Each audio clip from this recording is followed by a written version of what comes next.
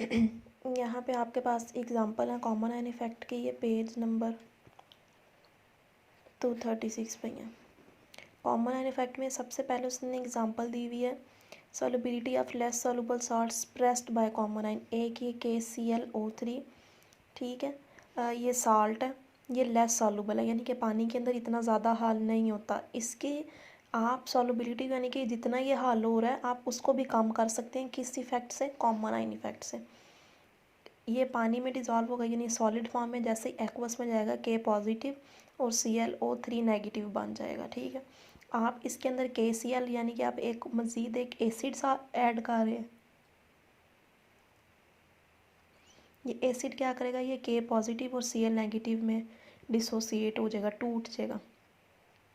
अब ये K positive, ये K पॉजिटिव, ठीक है, यहाँ पे ये कॉमन है, दोनों में कॉमन आइन बन गया। अब अगर इस इक्वेशन के अकॉर्डिंग देखा जाए तो यहाँ पे K की कंसनट्रेशन इंक्रीज हो रही है। क्यों? क्योंकि पानी में तो ये भी K और ये भी K है, दोनों K पानी के अंदर ही है। तो ये अगर हम इस इक्वेशन के अकॉर्डिंग देखें तो यहाँ पे K की कंसनट्रेशन इंक्रीज कर रही है इस K की वजह से, यानी कि K की क्वांटिटी इंक्रीज कर रही है। तो जैसे ही प्रोडक्ट वाली साइड पे इंक्रीज हो रिएक्शन पीछे बैकवर्ड में मूव करता है। तो इसीलिए ये जो पानी के अंदर पहले डिजॉल्व हो रहा था ये कम होगा, दोबारा सॉलिड फॉर्म में आ जाएगा, पानी के अंदर से सेपरेट होना शुरू हो जाएगा। ये एग्जाम्पल नंबर 1। एग्जाम्पल नंबर 2 में वो बोलता है ये वीक एसिड है आपके पास H2S और ये स्ट्रॉन्ग एसिड है HCl, ठीक है। वो कहता है कि आप जो वीक एसिड की डिसोसिएशन है ना उसको भी कम कर सकते हैं, यानी कि ये वीक एसिड है जो पानी के अंदर हल हो रहा है, आप ऐसा कर सकते हैं कि ये पानी के अंदर हल ना हो। इसका आप इसमें क्या आएगा कि जैसे ही आप H2S है ये टूटेगा H पॉजिटिव में और S में, ये जो 2 है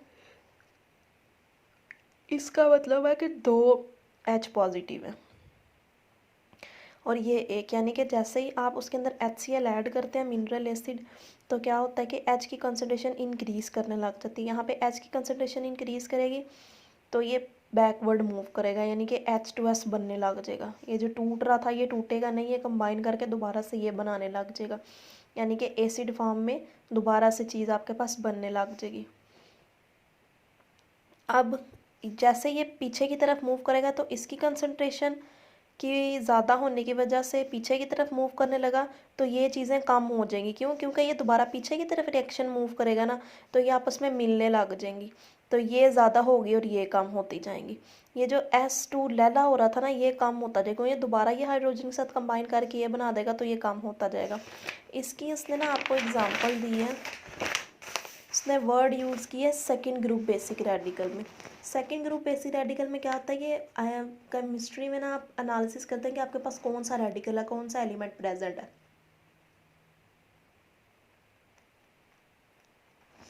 पीरियोडिक टेबल को आपने डिवाइड किया हुआ है ग्रुप्स में, first group, second group, third group. इसी तरह रेडिकल्स के भी डिफरेंट ग्रुप्स हैं। तो ये जो टेस्ट उसने पीछे बताया ना आपको, जिसमें आपके पास था H2S और HCl, ठीक है, आप क्या करते हो सेकंड ग्रुप के रेडिकल्स में पहले H2S ऐड करते हो फिर HCl ऐड करते हो। अब ये जो यहाँ पे S नेगेटिव अलग हो रहा था ना, ये S नेगेटिव इनके साथ मिलके ना ये इसी तरह के प्रेसिपिटेट बोलते हैं जो चीज़ सोल्यूशन की फॉर्म में नीचे बैठ जाए। जिस तरह जब एंड पे हम चाय को पून के भी डालें लेकिन चाय के एंड में वो बारीक बारीक पत्ती के जर्रे रह जाते हैं ना, इसी तरह उनको बोलते हैं, वो PPTs हैं, ठीक है, प्रेसिपिटेट्स को बोलते हैं।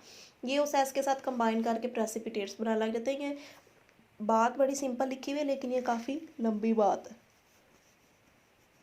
उसके बाद आपके पास NH4Cl और NH4OH। अगर आप इसका यहाँ पे बुक पे पढ़ें तो ये इसने बड़ी लंबी बात सी लिखी हुई है लेकिन है बड़ी इजी बात, वही सारा कॉन्सेप्ट है।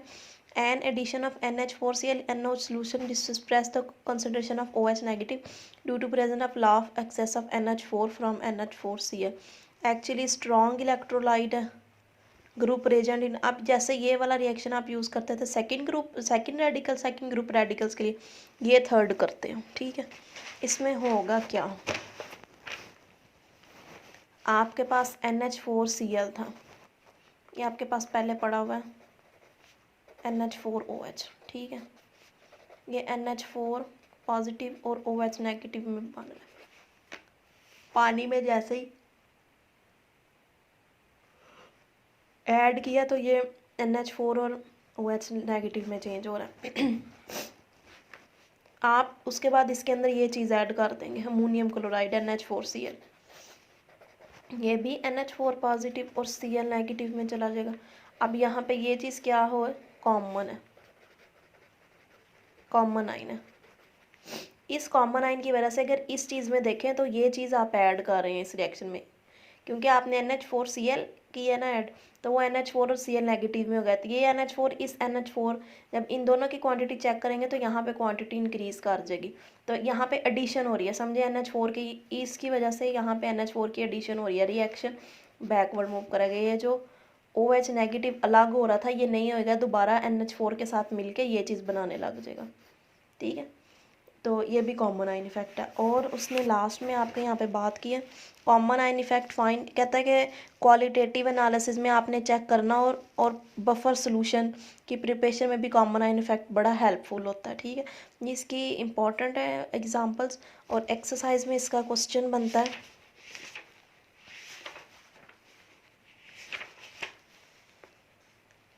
अच्छा, एक्सरसाइज का आपका ये वाला क्वेश्चन भी सॉल्व हो जाता है हैबर प्रोसेस के थ्रू, ठीक है। ये हैबर प्रोसेस में हमने ये सारी चीज़ें पढ़ी थी, ये भी आप लोगों का ऑनलाइन लेक्चर पढ़ा भी हुआ है यूट्यूब पे, S2 और SO3 वाली बातें ये भी सारी हो जाती हैं, ठीक है। ये है explain at a mixture of NH4 OH and NH4 give us a basic buffer. ये आगे बफर वाला पढ़ेंगे तो उसमें आपकी ये वाले क्वेश्चन भी सॉल्व हो जाते हैं। यानी कि आप लोगों की एक्सरसाइज क्वेश्चन नंबर 16 तक सॉल्व हो चुकी है। 15 भी था, 14 तो मैंने आप लोगों को खुद बता दिया था जब था। ये क्वेश्चन 12 और 11 आपकी असाइनमेंट थी, और ये ऊपर वाले भी सारे हो चुके हैं। तो आप लोगों का आगे मैं बफर वाला टॉपिक अगली वीडियो में अपलोड करती हूँ, उसमें फिर ये वाले क्वेश्चन, अगले क्वेश्चन सॉल्व होंगे, सॉल्युबिलिटी प्रोडक्ट वाली ये चीज़ें, ठीक है।